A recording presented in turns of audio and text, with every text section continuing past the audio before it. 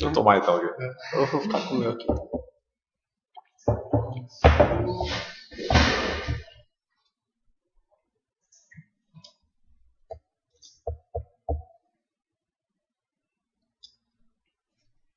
Muito bem, estamos ao vivo pelo Facebook do Portal Meon. Mais uma vez agradecendo todo mundo que acompanha nosso Portal Meon, nosso Facebook.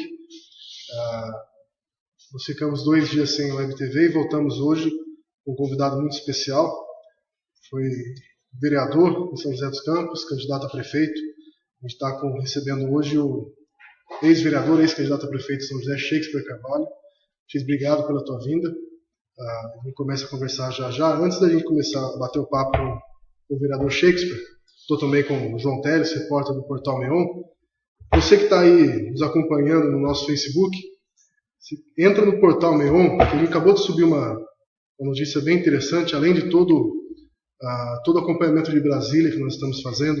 Então, você entrar no nosso portal, você vai ver o que está acontecendo com o Temer, que passou mal, foi para o hospital, está com um problema urológico.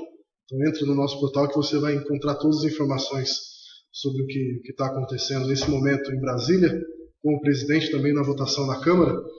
E no nosso portal tem diversas notícias, só porque eu queria falar, ele começou a travar aqui. Mas daqui a pouco eu falo o que a gente tem de interessante.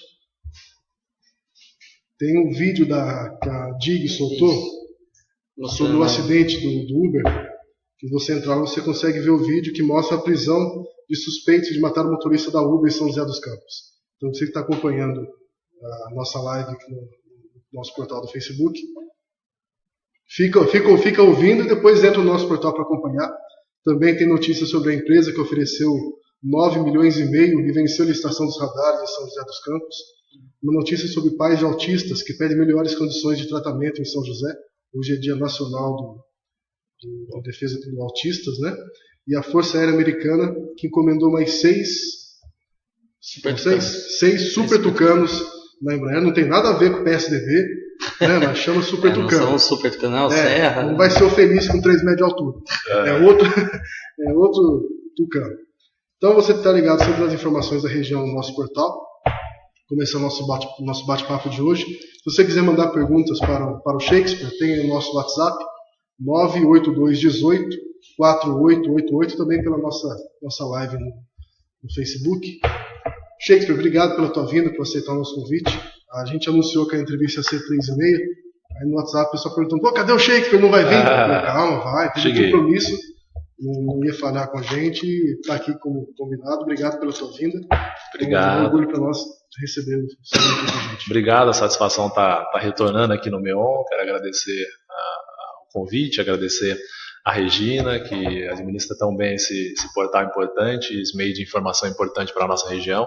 Agradecer a você, Fernando, agradecer ao João, ao Marcos, pela receptividade que eu estou tendo aqui com vocês. Maravilha. Então, para a gente começar o nosso bate-papo, hoje você é presidente municipal, né, do PRB. Isso. E era vereador na última legislatura, foi candidato a prefeito, ficou em terceiro lugar e hoje está sem mandato. Onde que você acha que você errou, que fez você perder para o PT do Carlinhos, ficar em terceiro lugar, não ir ao segundo turno? Onde que você acha que foi o teu erro, que você não conseguiu, ao menos chegar no segundo turno da eleição? Eu acho que não teve erro de estratégia política, até porque eu entrei numa eleição sem padrinho político, sem uma máquina de governo. Entrei na eleição com os votos de 7.856 votos que eu havia ganho na eleição de 2012 e, de repente, surge uma nova liderança na cidade e essa nova frente da cidade consegue sair com mais de 42 mil votos das urnas. Então, acho que a gente saiu maior do que entrou. E a gente sabe que, historicamente, a cidade de São José dos Campos tem sempre uma polarização. A polarização sempre é PSDB e PT. E todo mundo dizia, ninguém consegue romper. Vocês conhecem historicamente que todo mundo que tentou romper sempre tinha 3.000, 5.000 votos, o que aproximou um pouco mais teve 8.000 votos. Todo mundo falava, olha, essa candidatura está fadada a 8.000 votos. Sem a máquina e sem uma estrutura partidária, que é a estrutura dos partidos que estavam acostumados com a polarização, nós conseguimos romper uma frente. A gente sabe que é uma construção de um projeto, e construção de projeto ele não se executa de imediato. Tanto é que todos os projetos que são executados imediato sempre tem aquelas falhas porque não deu tempo de testar, não deu tempo de aprimorar. E a gente conseguiu aprimorar e pra gente saiu vitorioso, né? Na verdade, aquele perde-ganha. Porque se tornou um protagonismo natural na cidade, não com a figura do Shakespeare, mas um grupo político que surgiu e que hoje posso dizer que tem contribuído para a cidade de São José dos Campos e para a democracia. Você comentou que acho que não teve um erro. O que faltou para essa terceira via chegar ao segundo turno? Acho que faltou um pouco, posso dizer, acho que na questão da comunicação a gente conseguir chegar, tempo de televisão, acho que isso conta também, acho que era importante. Acho que faltou esse chegar um pouco mais próximo da população através da comunicação. A gente sabe que isso é importante no período eleitoral. É a primeira vez que o período eleitoral foi de 45 dias, era um teste que estava sendo feito. Existia aí, na verdade, um governo desgastado, que era o governo anterior, e existia uma expectativa de um governo que tinha ido bem, que era o governo do Emanuel Fernandes. Nem o governo do ex-prefeito Cury, mas sim mais do Emanuel Fernandes. Era a expectativa da população. A população depositou a confiança nessa expectativa, mas não esqueceu de dar o seu recado dizendo o seguinte: olha, existe 15% da população que está de olho no novo. Esses 15% da população, um pouco mais de 15%, está observando e vendo que existe uma crescente de renovação na cidade. Então, acho que esse recado a população deu, e quando a gente vai estratificar um pouco mais os números da eleição, a gente consegue observar que esse recado, quando ele é bem dado, normalmente ele vai numa crescente, e nas próximas eleições a população sempre vai dando o recado de renovação. E acho que a gente respeitou o resultado, acho que é democrático, foi uma disputa muito boa, experiência excepcional de você poder representar a sua cidade, a cidade que eu nasci, sou nascido e criado em São José dos Campos, você poder andar pela cidade toda, conversar com a população, com as entidades, e isso enriquece muita gente. Acho que foi uma experiência que para mim não tem preço. Considera que foi uma queimada de largada a tua candidatura? Você teve o primeiro mandato como vereador, e logo em seguida concorrendo a prefeito. Você acha que foi uma queimada de largada? Se você esperasse mais um mandato como vereador, você poderia ter uma chance de vencer a eleição após esse período, né? Claro, alguém faz essa análise depois, né? Eu nunca faço fazer na hora. Mas analisando o cenário hoje, você acha que poderia ter esperado 4 anos, esperado uma legislatura para poder se lançar ao executivo? Não, acho que oportunidade e momento só existia aquele, porque, repito, a polarização da cidade sempre foi PT e PSDB. De repente surge uma liderança, e essa liderança começa a aparecer e pontuar no cenário político que sem padrinho, sem estrutura, e a gente batia 20%, 22% nas pesquisas. Então isso demonstrava que a população estava observando uma nova corrente na cidade, uma nova frente. Então eu não entendo como queimada, até porque eu acho que eu contribuí com a Câmara Municipal. A Câmara Municipal, eu posso dizer que não só eu, mas com o grupo de vereadores que tinham lá, eram vereadores que debatiam, vereadores que trocavam, que debatiam a questão política da cidade em alto nível. Tinha discussões mesmo referente a projetos, à cidade. Então acho que eu contribuí, deixei minha contribuição lá e saí muito bem resolvido com a questão da Câmara Municipal, entendendo que mesmo que não fosse candidato a prefeito, muito difícil seria candidato novamente a vereador. Então entendendo que o meu time lá passou, porque senão ia virar, infelizmente acontece muito isso, vereadores e deputados que estão lá há 60 anos, e eu tenho o que mais para contribuir para a cidade? Acho que eu contribuí, tive a oportunidade no meu primeiro mandato, já saí ser eleito presidente da Câmara Municipal, fiz um trabalho posso dizer, de um debate um pouco mais acalorado, eu tenho esse perfil de me pontuar um pouco mais, eu não fico em cima do muro, então acho que isso ajudou a cidade de São José, foi importante para a cidade de São José. A gente entende que o nosso grupo político teve uma participação importante. Legal. Shakespeare, falando em muro, né? Você articulou aquele um chamado centrão, né? Na Câmara aqui de São José. E, bom, você era deixa eu ver um pouquinho mais pra cá. Aí, pronto, para aparecer. E você era da base governista, né? No começo do governo Carlinhos, e depois, aos poucos, foi né, articulando esse chamado centrão, né? Que acabou votando no fim do governo aí contra o governo. Você acha que talvez isso tenha te atrapalhado um pouco, assim, até o próprio eleitor ficou um pouco confuso, assim, a respeito da sua posição, e que isso tenha te atrapalhado um pouco nas eleições aí? Confesso, João, que não acredito, porque você pega uma pessoa nova que sai de 7.856 votos, só conseguiu um protagonismo porque tinha um grupo de pessoas me ajudando e porque a população viu que nós estávamos do lado certo. Na verdade, nós cobramos do governo anterior que ele pudesse aplicar o seu plano de governo, aquilo que ele propôs na eleição. Foi o que eu acreditei também, a população acreditou, a sua grande maioria que elegeu no primeiro turno do governo anterior. E aí, no meio do caminho, a gente viu que não estava sendo cumprido o plano de governo, não estavam sendo cumpridas as propostas, então tudo isso atrapalhou. Então não foi só eu, mas também a população, a sua grande maioria da população também se decepcionou e com isso pediu uma nova condução, pediu uma nova conduta dos eleitos. Então acho que esse grupo, não só eu, mas os demais vereadores que se reuniram, só chamou um de Centrão, outros chamaram deram outros nomes para esse grupo, mas era um grupo realmente de oposição, era um grupo que se posicionava com as suas ideias e queria debater as propostas que eram trazidas à Câmara Municipal para a cidade. O que te decepcionou, né? Você falou decepção com o governo do Carlinhos, né? O que te decepcionou no governo Carlinhos, assim? Qual foi a hora da virada, assim, que você falou, olha, aqui não dá mais, né, acho que esse governo não está no rumo que eu achei que ele estivesse, né? Qual foi esse momento, assim, que você pensou em... Foi, na verdade, o modelo de gestão.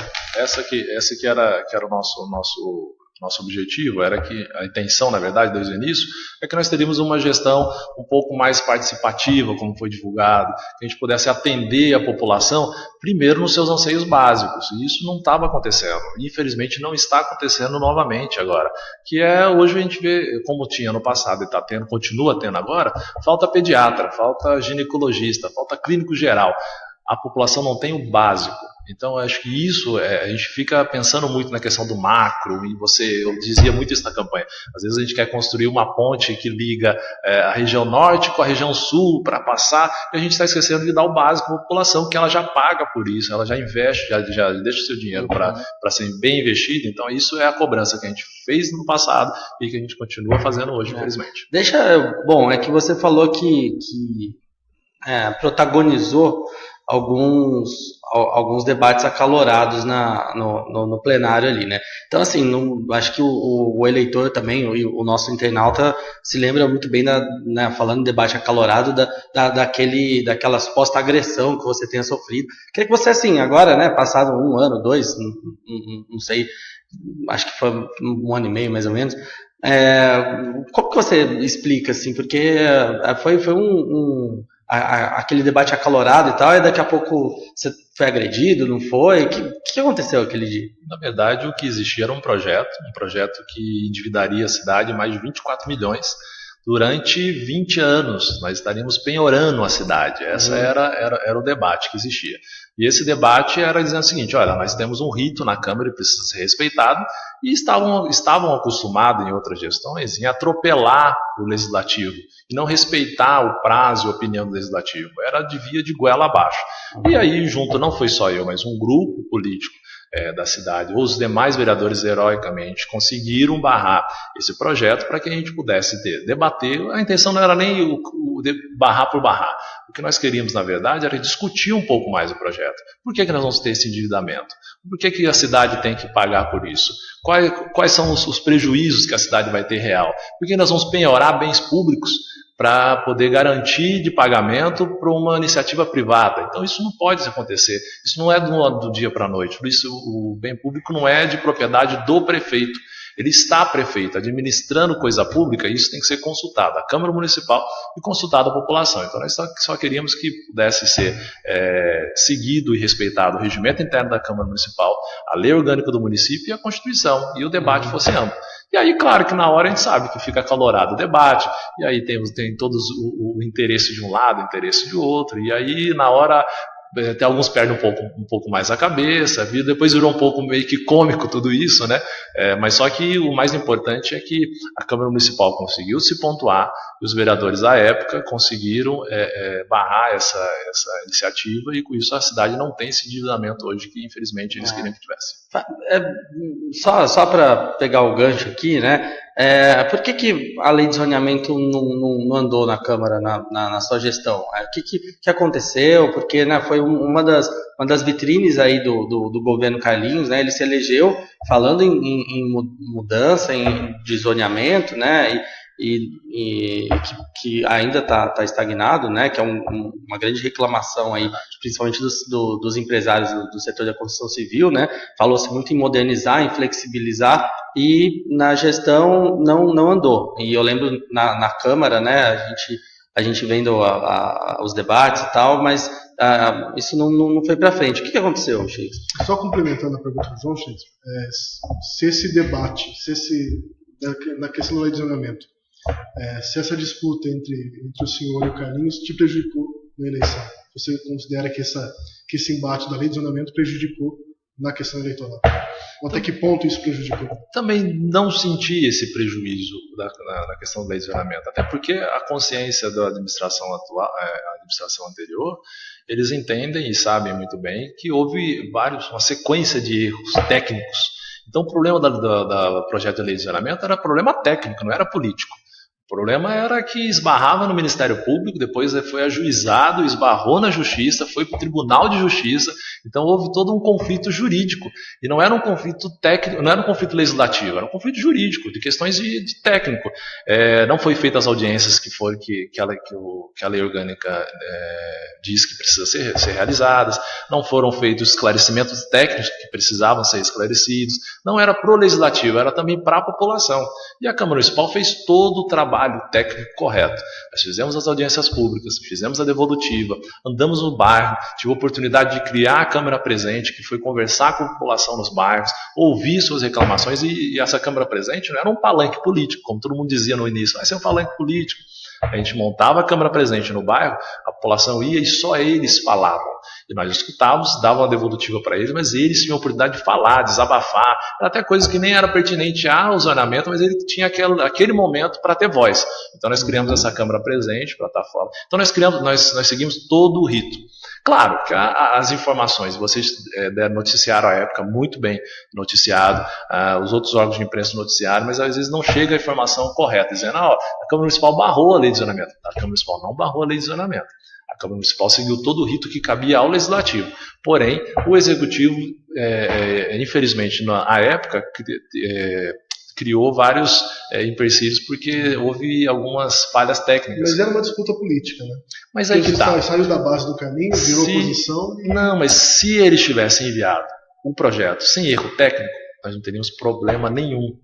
Aí sim poderia falar que a Câmara Municipal barrou. Só que, independente da Câmara Municipal, isso foi parar no Ministério Público, do Ministério Público foi parar na Justiça, na primeira instância. Na segunda instância tivemos problema. Então tudo isso, e na verdade quem teve problema não foi a Câmara Municipal. Todas as matérias ajuizadas no tribunal foram feitas, realizadas contra a prefeitura, um problema administrativo da prefeitura. Então era um problema técnico. E todo momento o juiz dizia o seguinte, não está apto, não está esse projeto, se for votado, nós vamos ter um complicador. Para quê?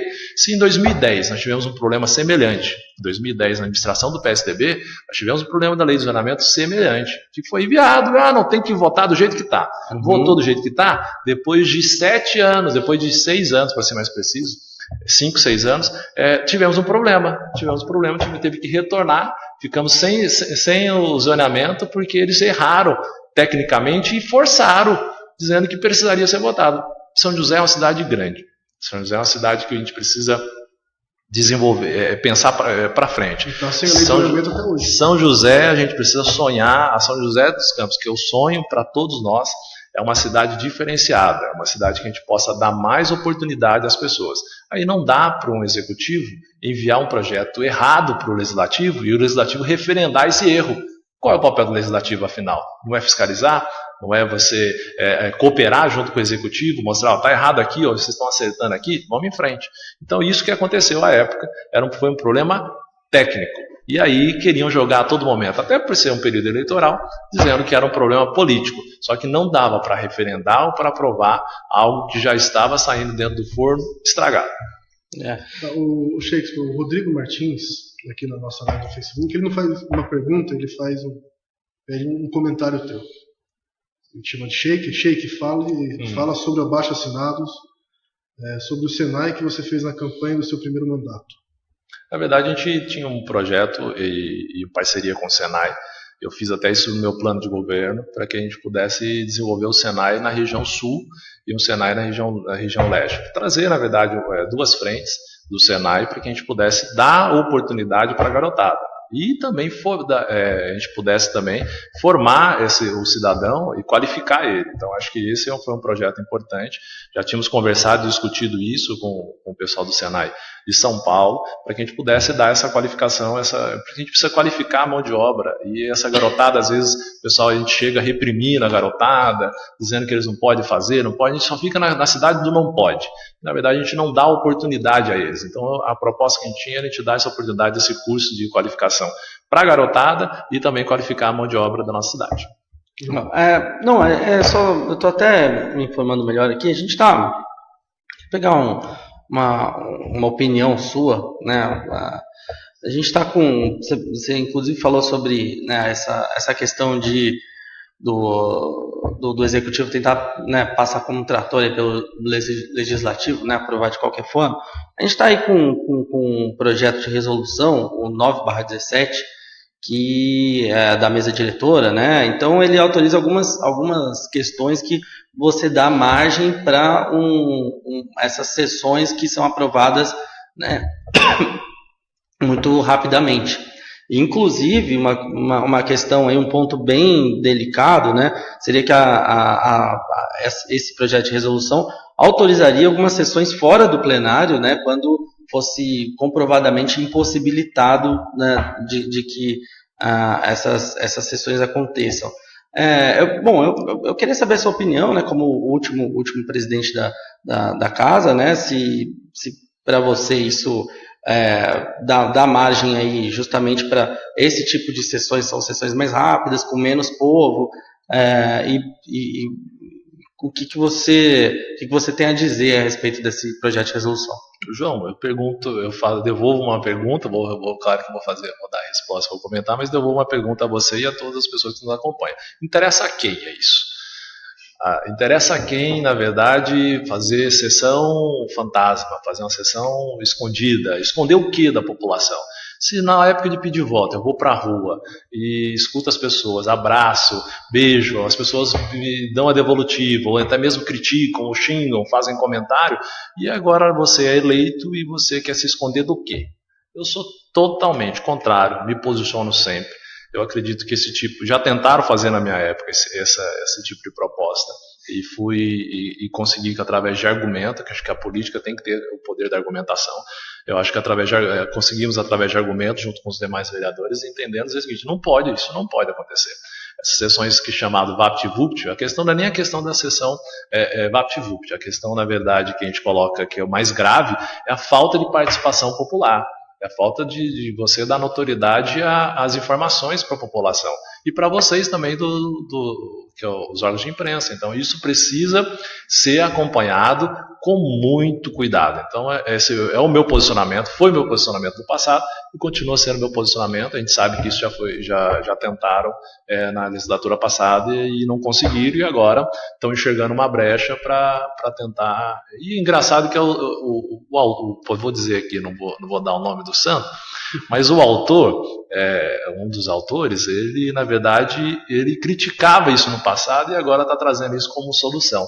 E a gente só lamenta, né? Lamenta porque isso vai dar a Câmara de São José dos Campos, ela é uma Câmara diferenciada, respeito o trabalho dos vereadores que lá estão e não interfiro em nada, até porque eu me sinto muito, muito bem realizado com o que já contribuí, e eu acho que agora os que estão lá têm que pensar muito, analisar muito. Mas uma recomendação que eu faço a eles é que a gente possa tomar muito cuidado. Falando em assuntos, né, polêmicos, que mexem com a vida da população, né? A gente vê, inclusive fiz uma matéria ontem, falando da Câmara de Taubaté, muito preocupada com questões, por exemplo, né, essa questão da liberdade da arte, né, que hoje está sendo debatida por todo mundo, está na boca do povo. A Assembleia do Espírito Santo, ela proibiu, né, cenas de algumas exposições, né, que tenham cenas de nudez e algumas questões com religião também, né? A gente sabe que o senhor é um político que tem uma ligação, né, com um grupo religioso. Eu queria saber, né, que tipo de proibição é essa, o que o senhor acha, e se o senhor, né, tem uma, né, o senhor acabou de falar que é um político aí de opinião, né, que não se priva aí. Queria saber qual que é a sua opinião, né? Assim, vem sendo bastante criticada principalmente pelos artistas, né? E onde que a gente poderia chegar aí com o legislativo aí com esse tipo de leis, né? João, eu respeito muito o legislativo porque ele representa muito, ele é representativo. Então, seria redundante dizer, mas ele representa a população. Tem a população do segmento A, segmento B, e isso a gente tem que respeitar. A gente faz uma crítica ao posicionamento do parlamentar, mas ele foi eleito por aquele segmento. Então, ele tem que também olhar para aquele e os demais, em como um todo, olhar para a situação não só nacional, estadual e municipal. Eu tomei ciência disso logo cedo também, e, na verdade foi por volta das 11 e pouquinho, eles estavam falando, eu estava acompanhando no rádio, estava em São Paulo, falando do pessoal lá de Espírito Santo, né? Espírito Santo que foi aprovado. Ele aprovou esse projeto, foi aprovado por todos os deputados, né? E a gente, na verdade, quando eu digo que eu tomo cuidado, mas eu me posiciono sempre, que eu acho que princípios e valores são inegociáveis. A gente não tem isso, para mim, eu entendo isso, que tem que ser resguardado o valor da família, tem que ser resguardado a questão do ECA, do nosso Estatuto da Criança e do Adolescente, então isso precisa ser observado. Essa grande questão e polêmica que surgiu, algumas pessoas estão dizendo, é censura. Não é censura. Nós estamos cobrando nada mais nada menos que seja respeitada a classificação etária. Classifica-se qual é a idade que a criança pode ver, qual é a idade dos espetáculos ou das apresentações, e isso tudo, na verdade hoje deu essa repercussão toda porque não existia essa classificação. Então é isso, né? Não estamos falando para censurar, nós estamos dizendo o seguinte, respeite-se a classificação, porque qualquer outro tipo de manifestação a gente respeita, desde que respeite-se a legislação, tem que ser para todos. Se tem uma regra, que essa regra seja respeitada para todos, sem exceção. Se saiu de exceção, porque a explicação que algumas pessoas estão dando, mas isso foi excepcional. É exceção. A regra está lá para ser seguida. Exceção, então já fugiu da regra. Então que se aplique-se a lei. Então acho que isso precisa. Nós temos uma ECA muito forte, nós temos uma sociedade conservadora, mas a gente precisa respeitar a todos. Então eu tenho essa opinião, e a minha opinião já tinha sido manifestada antes pelas redes, e manifesto para vocês aqui. O Shakespeare, eu quero fazer mais uma pergunta sobre a influência de religião e política, e também tua opinião sobre o governo Felício. Mas antes, só uma pergunta do Carlos José Antônio, que desde o começo da nossa live está perguntando aqui, pedindo para você comentar sobre a Tribuna Livre, que está dentro do regimento da Câmara, né? E nunca foi instituída, nem com o senhor como presidente, nem antes e nem atualmente. O que você pensa a respeito da Tribuna Livre e por que no teu mandato você não instituiu? A Tribuna Livre tem um probleminha na verdade, de nomenclatura no regimento. E aí eles tinham dificuldade de aplicar, porque a intenção era fazer uma Tribuna Livre nos dias de sessão e horários diferentes. E aí eles estavam querendo fazer a Tribuna Livre na sexta-feira. E aí na sexta-feira a gente sabe que é uma tribuna livre vazia, então a população na verdade a gente não ia ter a repercussão. Então acho que a tribuna livre é importante, acho que vai caminhar não só para São José, mas para todas as casas legislativas, acabar realizando essa tribuna livre para dar espaço para a população fazer a sua reclamação, a população também colocar o seu ponto de vista. Então, voltando para a questão da religião e política, de que forma o senhor avalia a influência da religião na política? Se isso é positivo, negativo, até que ponto a religião ela pode ou deve influenciar na política? Queria ouvir tua opinião sobre isso. Primeiro que a política e a religião já se influenciam há séculos. Então a gente sabe disso, né? E o que acontece, na verdade, é que os segmentos eles sentiram a necessidade de se sentir representados, porque se tornou tão difícil o acesso e com dificuldades enxergando o número de pessoas, eles sentiram essa necessidade de se sentir representado. Eu acho que é natural, eu acho que nada pode ser impositivo. Eu acho que nessa questão a gente precisa respeitar de uma maneira democrática a todos eles. Eu costumo dizer que o político ou agente público, quando ele assume o cargo, ele tem que assumir sabendo que ele tem que trabalhar para todos os segmentos. Ele tem que entender que a maioria ele precisa atender eles bem e precisa atender bem as minorias. Porque precisa se respeitar essas minorias, eles precisam ter uma saúde pública que funcione, uma rede de educação de ensino que funcione, eles precisam ter o atendimento a eles, as suas necessidades excepcionais precisam também ser atendidas, então acho que isso é de extrema importância. Então eu respeito muito, digo que as pessoas às vezes tentam rotular, ou de uma maneira meio que intolerante dizer, porque você é cristão, porque você é da classe A, da classe B, eu sou totalmente contrário a esse tipo de rótulo e esse tipo de intolerância. O que a gente vê tá até em Câmara, no Congresso, a bancada ruralista, a bancada evangélica, a bancada LGBT. Vou criar a bancada do careca. Peruca de graça. É verdade. Então, assim, essas bancadas, ela acabam que meio que se degladiando, né? Acaba virando uma guerra de opiniões. E de que forma que isso pode prejudicar o andamento desses assuntos? Porque você pega uma questão do LGBT, por exemplo. Eles não se sentem representados. Aí você pega uma outra classe que também não se sente representada. E aí vem aquela disputa, um tentando puxar para o outro, sendo que a lei é a mesma para todo mundo. Por isso que eu digo que essa briga entre essas classes pode prejudicar o andamento, seja de São José dos Campos, seja do Brasil como um todo. Primeiro que eu acho que a discussão dessas classes é importante, é democrático, é válido. Porque cada um traz o seu ponto de vista e depois eles tentam chegar num denominador e tentam trazer algum tipo de solução. Agora, a questão de você cercear o direito de representatividade dessas classes também não é justo, porque reflete o que tem, o que existe, não na cidade, no estado e no país. A gente sabe que existe essa divisão de pontos de vista, de você enxergar e dar a sua maneira de dar a sua opinião. Então, acho que isso precisa respeitar. Isso é democrático.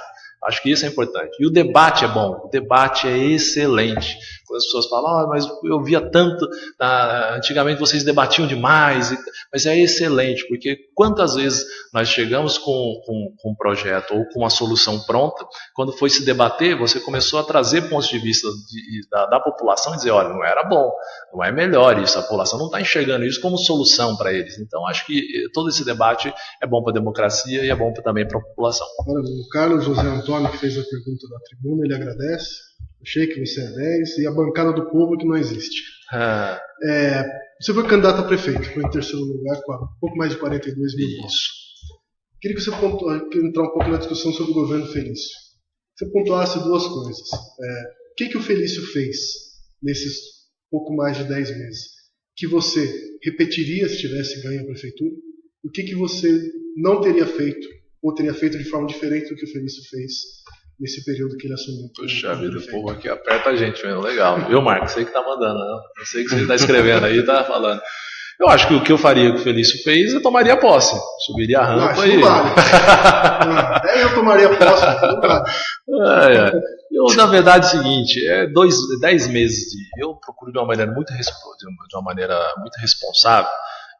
Eu não gosto de fazer ataque por ataque, porque não é meu perfil. Eu gosto de debater, acho que isso é importante, mas ataque por ataque não é meu perfil. Mas eu digo que os 10 meses de governo do atual prefeito, a gente ainda não enxergou, na verdade, alguma coisa significativa para dizer o seguinte, olha, iniciou o governo. Até porque nós estamos tendo, se não as mesmas reclamações, estamos tendo piores ainda, reclamação com a questão da gestão da saúde, estamos com reclamação na questão da falta de vagas de creche, reclamação da falta de oportunidade de emprego. Então são coisas que vêm continuando, que está sendo dada continuidade. Então eu confesso para você, e acho que se a gente lançar essa pergunta no ar para a população vai responder com muita sinceridade e franqueza que não enxergou ainda, na verdade, uma mudança significativa. Eu entendo que é início de governo, precisa se reorganizar prefeitura, existem vários projetos em andamentos, vários planejamentos, então acho que isso precisa ser respeitado e eu não posso vir aqui de uma maneira irresponsável fazer qualquer tipo de ataque ou tipo de crítica se não entender, na verdade, que o governo ele precisa ainda criar ainda o seu norte e o seu objetivo. Isso a gente ainda, infelizmente, eu pessoalmente não enxerguei. Não, eu queria perguntar qual que foi sua relação com o Eduardo Cunha, já que você, né, na sua época de presidente da Câmara, era muito comparado a ele, inclusive tem fotos, né, juntos e tal, porque agora todo mundo quer dissociar a sua imagem ao Cunha, né? Mas, bom, como que foi sua relação com ele? É um político que você talvez tenha seguido alguns conselhos e tal, você se espelhou, e como é que você vê ele? Assim, nessa época, né, acho que já era meio que sabido das questões dele, né? Por que você se aproximou dele, né? Se você se aproximou e como é que foi sua relação com ele? João, excelente oportunidade, porque na verdade o presidente Eduardo Cunha, à época presidente da Câmara, eu conheci e encontrei uma vez, apresentado por um deputado da cidade de São José dos Campos, o senhor Eduardo Cury, que levou também sem nenhuma má intenção, para poder apresentar, porque era um problema que a gente estava resolvendo à época da TV Câmara, o problema de sinal que nós estávamos resolvendo, e com isso foi um contato de oi, tudo bom, prazer, e esse foi o contato, fizeram um registro, e esse registro foi, na verdade, essa foto foi postada nas redes sociais, inclusive na minha rede social, dizendo que o presidente de uma instituição estava reunido com outro presidente de uma outra instituição, e se for para o bem de São José dos Campos, a São José dos Campos que eu sonho, é uma cidade melhor, eu conversaria com o presidente de instituição que fosse necessário, porque não adianta conversar com outra pessoa, sendo que precisa, e a gente compartilhava, e a Câmara Municipal compartilha um sinal de TV, que é a TV Legislativa, que é gerida e gerenciada pelo presidente do Congresso. Se hoje precisar conversar com alguém, o presidente tem que ir lá e conversar com o Rodrigo Maia. E se não for amanhã, se amanhã não for Rodrigo Maia, for um outro presidente, vai ter que conversar com o presidente da Câmara Federal. Então isso foi um trabalho institucional, não existia um vínculo.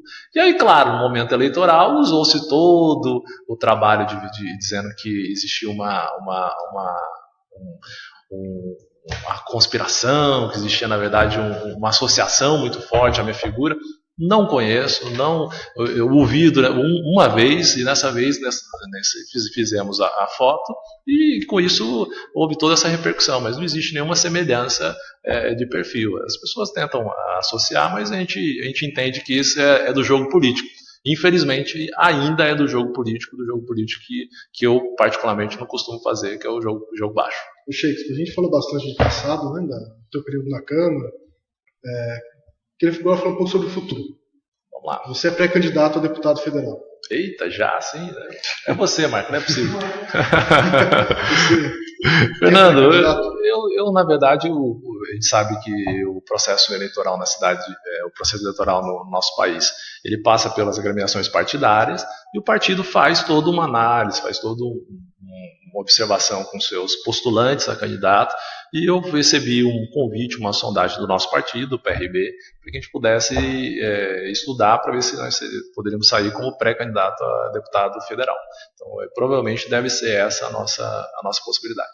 Você é do PRB, que é o mesmo partido do Partido Republicano Brasileiro. Isso. O que você acha dos puxadores de voto? Foi uma coisa que passou nessa última reforma política, né? E vai se manter em 2018. É a regra que vale. Eu confesso que preferiria o distritão, porque é os mais votados. Aquilo que o povo escolheu vai ser eleito. Mas a gente sabe que a reforma política não passou, não se dá disso, e a gente fala muito da questão da representatividade, que eu já citei aqui. Você não é favorável a isso? E, na verdade, eu preferi confesso para você, o distritão, acho que os mais votados, e não ficaria, porque às vezes a população fala, pô, meu candidato teve caso agora, o Dr. Roniel teve quase 5 mil votos, 4.900 votos, e não foi eleito, e teve o vereador eleito com 2.200. Então a população não entende às vezes isso, e esse cálculo político, na verdade, foi feito à época para tentar equilibrar um pouco as forças e poderes, porque tinha também a questão muito do poder econômico e tudo mais. Então foi a tentativa que foi feita à época mas que eu acho que vai ser revista para os próximos anos aí, ainda acredito. Se eu sair da deputado federal, a partir do Celso Russomano. A partir do Celso Russomano. Teve na última 1 milhão. 1 milhão e meio. 1 milhão e meio. E junto com ele leva candidatos de 30, 35 mil votos. 8 deputados federais. 8 deputados federais.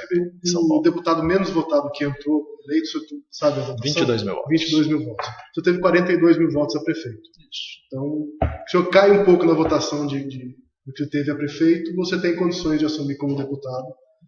Consumamos mantendo essa votação, essa matemática meio burra, mas essa analogia não tem como a gente fugir dela. Claro.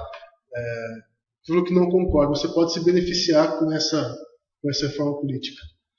Na verdade, essa reforma que não houve reforma. Não é política eleitoral.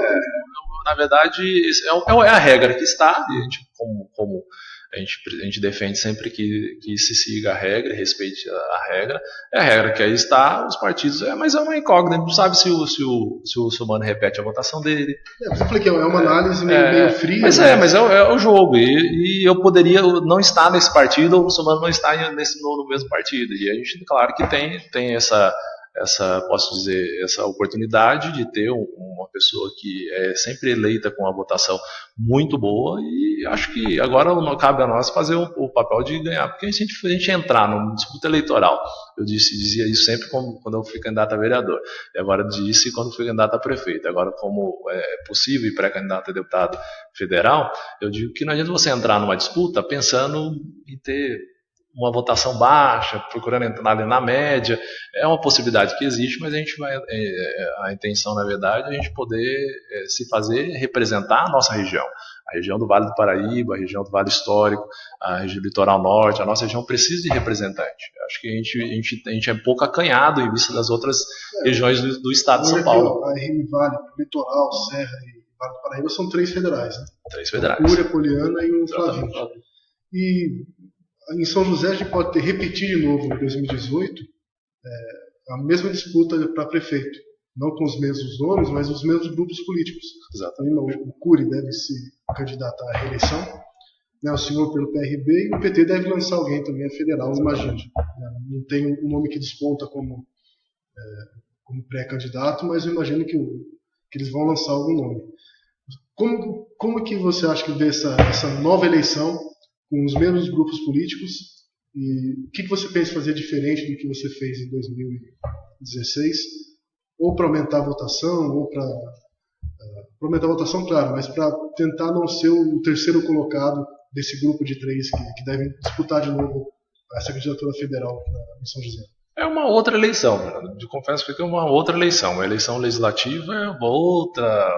Até eu costumo dizer que as ferramentas que são preparadas é bem mais light, é uma outra situação. Você não disputa com a disputa nossa, na verdade, você tem que pensar em 2 disputas. Disputa primeiro dentro do partido, depois você tem que pensar na disputa um pouco macro dos demais candidatos que saem. São somente 70 cadeiras para o estado de São Paulo.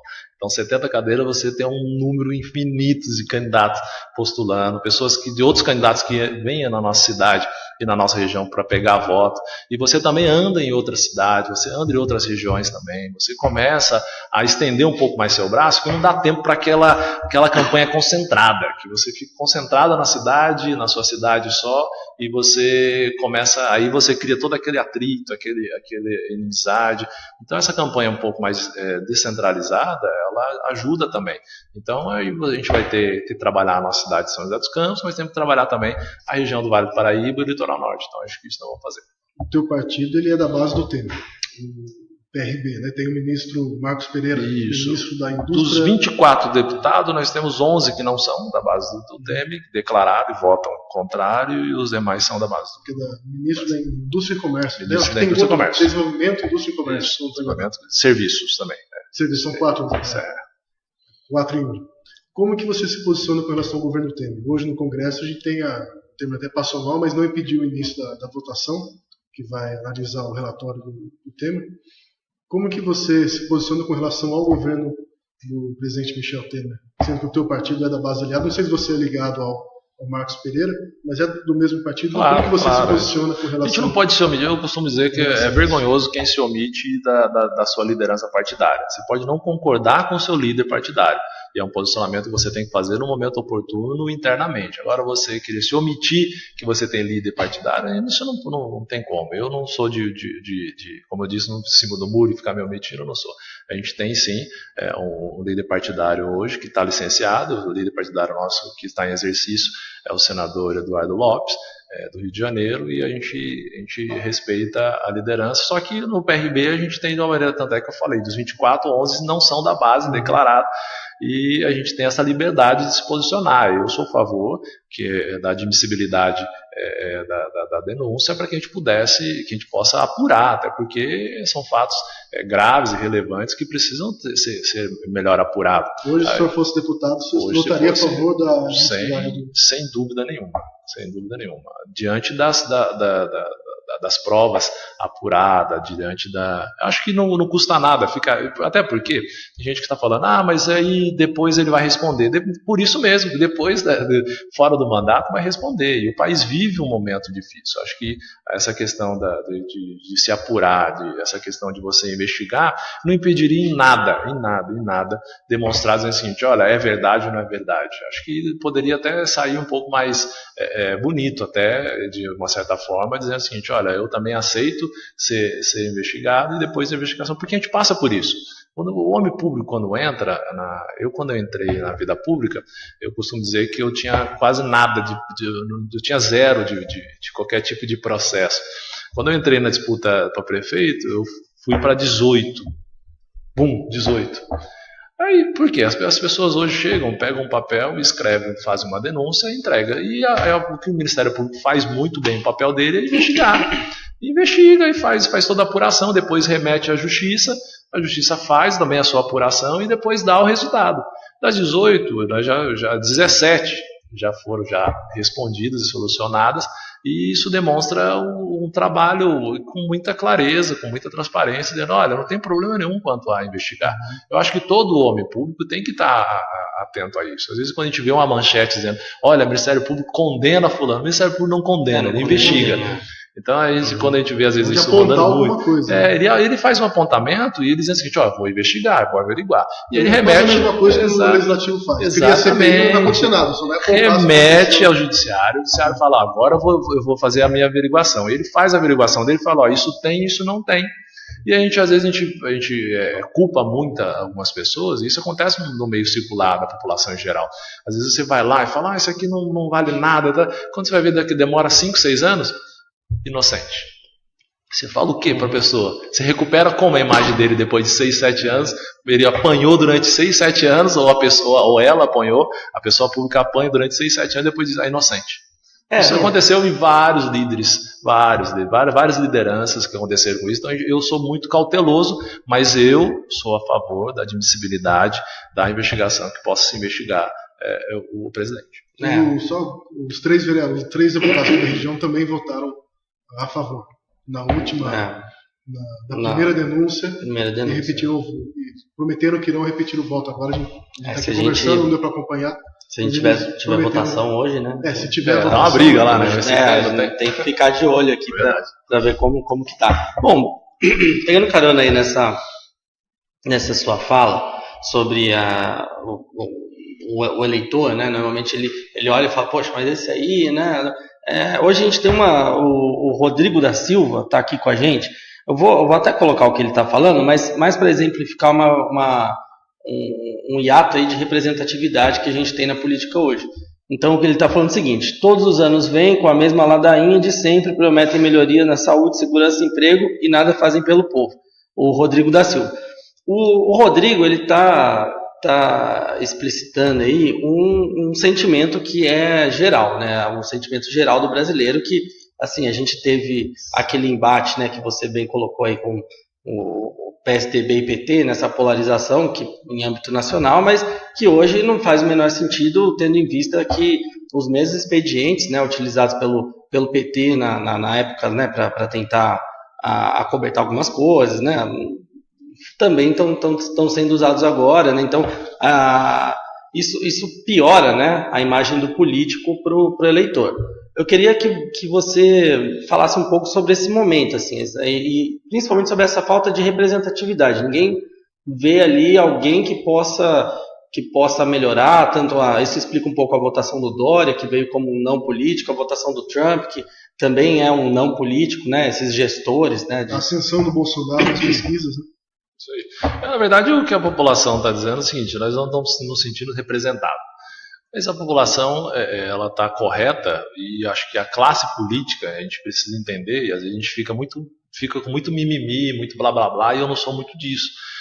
E eu procuro ser mais tolerante com a reclamação da população e tentar trazer alguns tipos de solução. Porque não adianta eu ficar rebatendo uma pessoa que faz uma crítica, igual o Rodrigo, que você disse pra gente Rodrigo da Silva, quero até agradecer a participação dele, dizendo que realmente toda eleição, porque os problemas continuam sendo os mesmos.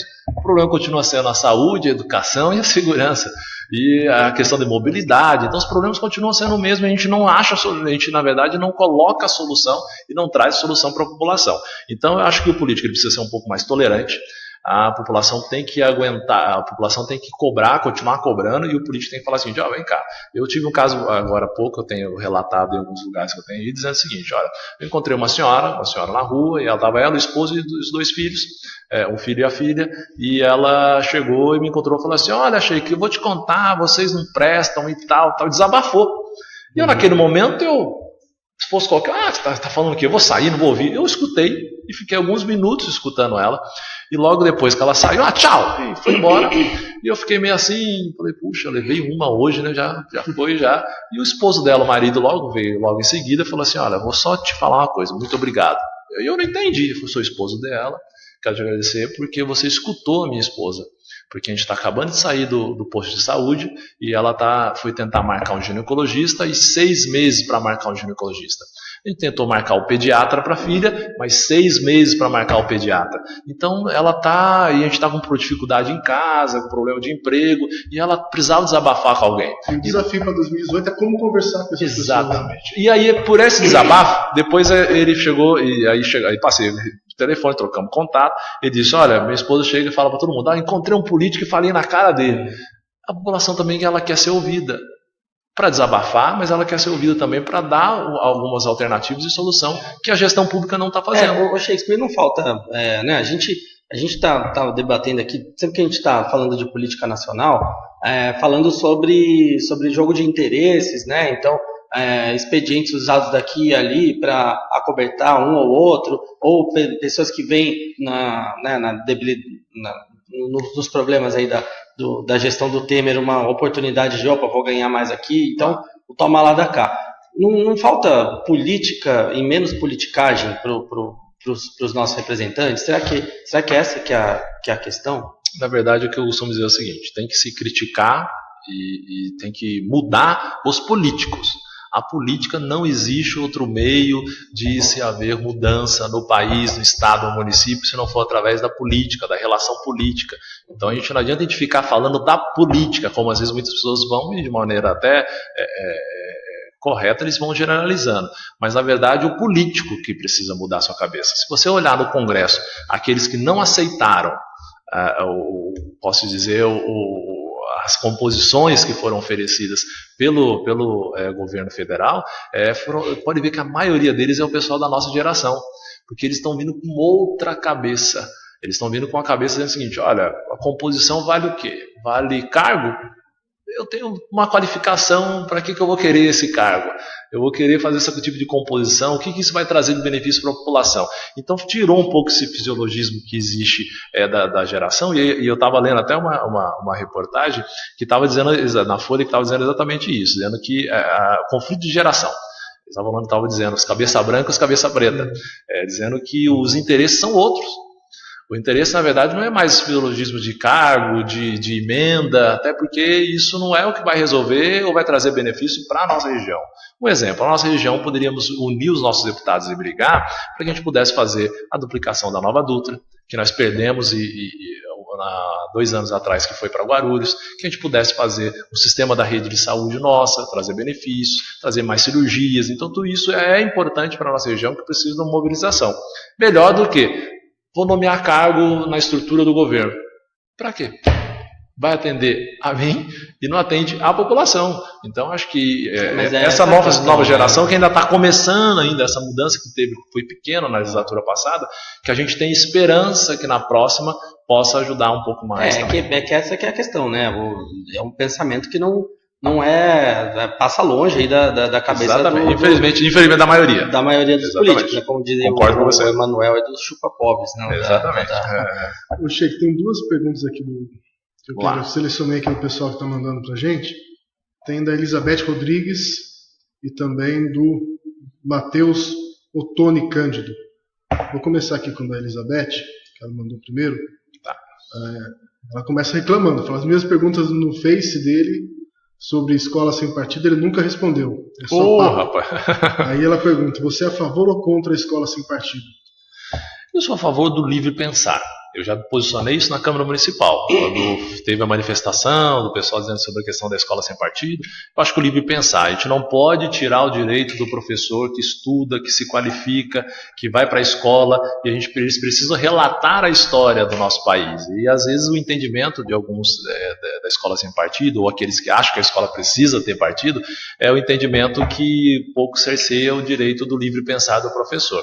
Então eu acho que com muita coerência a gente precisa respeitar e escutar um pouco mais essa classe que é tão, que eu acho que é uma classe, eu tenho certeza, é uma classe honrada e que tanto nos ensina, que são os professores. Do Matheus Ottoni, que fala, Shakespeare, qual a sua opinião sobre os projetos polêmicos votados à pressa na Câmara Municipal? Ele cita 3, na verdade. O aumento da taxa de lixo, IPTU, e sobre o aumento de impostos na Previdência dos servidores públicos. Eu acho que tem como eu convivi na Câmara Municipal, Legislativo, eu faço agora aqui uma ressalva e uma defesa dessa classe ali, dizendo o seguinte, às vezes o pessoal fala, olha, foi votado às pressas, foi votado na calada da noite. Existem alguns projetos que tem um debate, e os debates, imagina, 21 vereadores, eles vão ser inscritos, eles podem falar 5 minutos ou 10 minutos pela liderança partidária, começa 5h30 da tarde a sessão, e se você for olhar, vai dar 11 horas da noite, vai dar 23 horas, vai dar quase meia-noite, se todos falarem, e geralmente falam, e depois discutem no microfone de à parte. Faz igual a Câmara de São Paulo que fez licitação de janta dos vereadores. O que acontece? Mas aí que está o excesso, às vezes, de debate, mas é democrático, isso precisa ser respeitado, eles precisam debater, causa, às vezes, esse mal-estar da votação que o pessoal fala na calada da noite. Isso aconteceu várias vezes na legislatura passada. Então, o que aconteceu, me parece que aconteceu nos últimos debates que tiveram, eles foram debatendo, e aí, para alguns, os mais articulados, utilizam isso como estratégia. Agora, mas só que não tem como você cercear esse debate. Então, acho que o pior é se não tivesse o debate. A questão dos projetos, eu me posicionei nos 2 projetos contrários.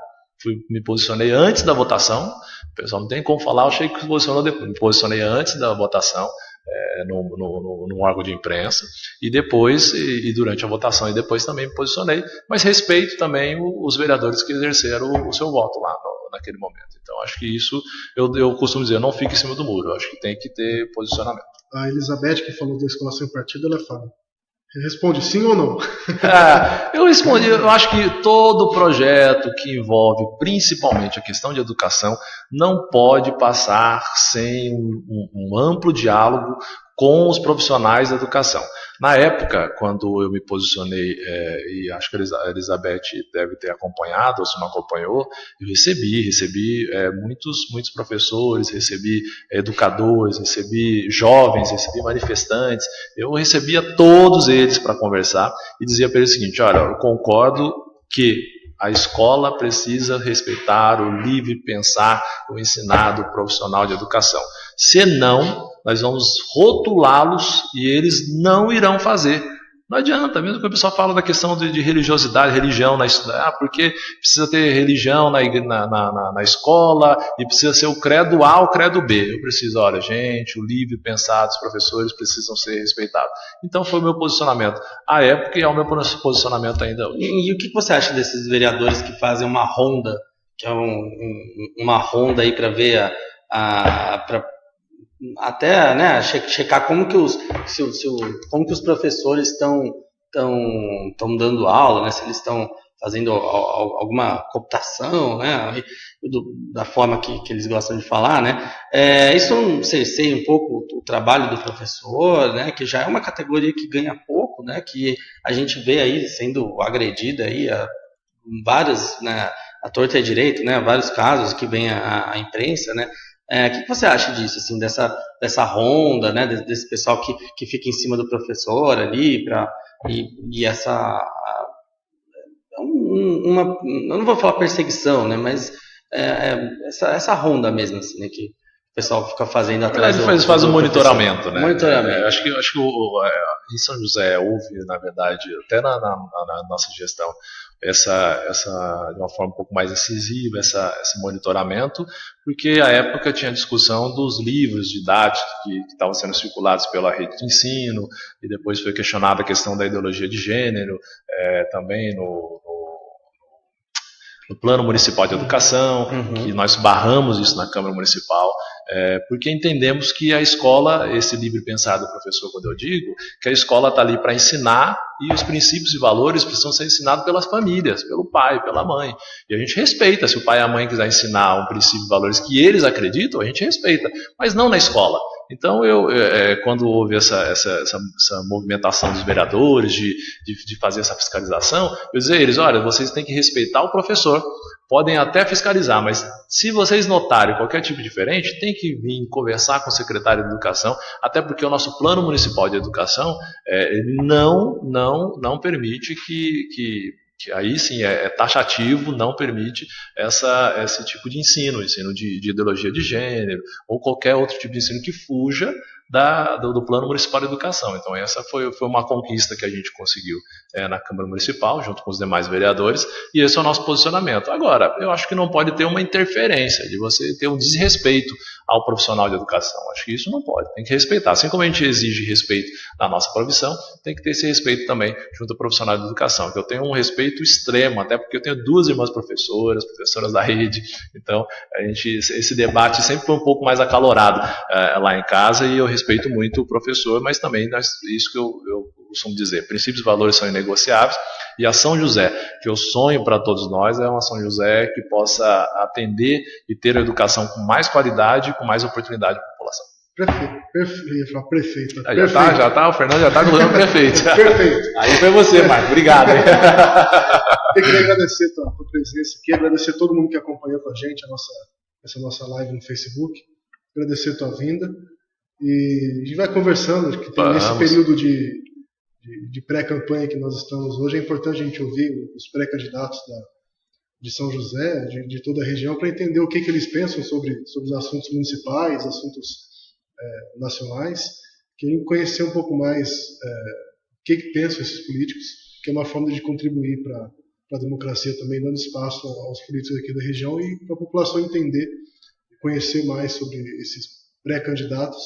Legal. Que faça uma boa escolha no ano que vem, que o Brasil precisa. Então, eu quero agradecer muito a tua vinda. Sei que você tem uma agenda daqui a pouco. Então tem já. Vamos te liberar. Vamos. E agradecer a tua vinda aqui na redação do Memo. Obrigado, Fernando. Obrigado ao João Teles. Obrigado ao Marcos. Obrigado à Regina. Obrigado a todos vocês de uma maneira muito democrática e de alto nível.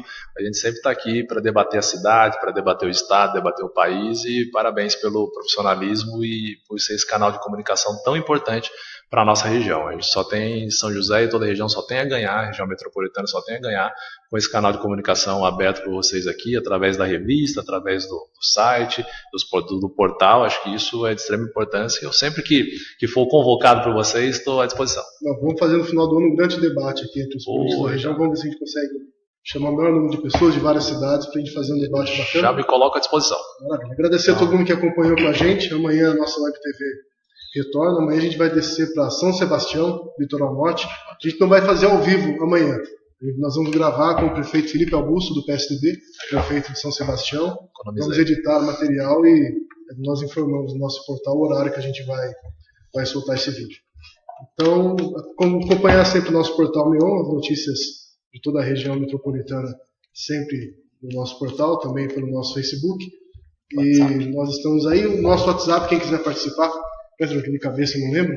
Quem quiser participar da nossa lista de transmissão, recebe lá 4 ou 5 notícias de manhã, outra à tarde, outra à noite, vários boletins de notícias da região. Está aparecendo o número aí embaixo, mas vai que tem alguém que não enxerga. Eu vou falar. 982184888. Só manda um ok lá pra gente que quer participar da nossa lista de transmissão, que vai recebendo pelo WhatsApp as principais notícias do momento de toda a região metropolitana. Pessoal, obrigado pela participação de todo mundo. Um abraço e fique ligado no meu. Até mais.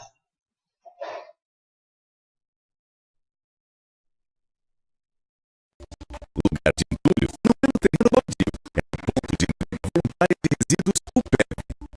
Óleo usado não é na pia, é no PEV. Eletrodoméstico velho não é no lixo, é no PEV. Descartar corretamente evita a contaminação do meio ambiente e a proliferação de doenças. E no PEV é tudo gratuito. Acesse sjc.sp.gov.br e encontre o PEV mais próximo.